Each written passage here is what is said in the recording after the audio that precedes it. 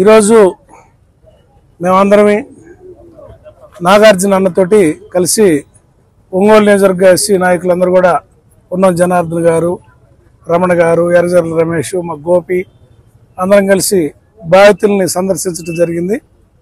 దీన్ని పూర్తిగా ఖండిస్తా ఉన్నాం.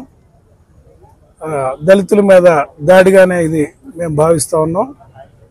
ఇటువంటి చర్యలు పునరావృతం కాకూడదని, చట్టపరంగా చర్యలు తీసుకోవాలని, కఠినమైన చర్యలు తీసుకోవాలని కోరుకుంటున్నాం.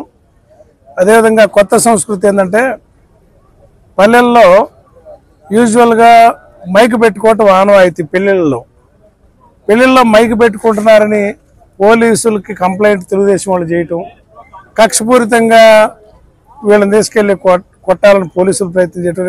వాళ్ళ పేపర్లు చూస్తే తాళ్ళూరులో కూడా ఎస్ఐ కూడా ఇట్లానే శివరాంపురంలో కూడా డీజే పెట్టుకున్నారని కొట్టారు. ఇప్పుడు వాళ్ళ పెళ్లిళ్ళలో వాళ్ళు పెట్టుకునే దానికి కూడా మీరు అభ్యంతరాలు తెలియజేస్తారు. ఇదేదైనా ఉంటే మీరు అందరికీ సర్కులర్ పాస్ అయ్యేటట్టుగా అన్ని పార్టీలకి చెప్పాలా.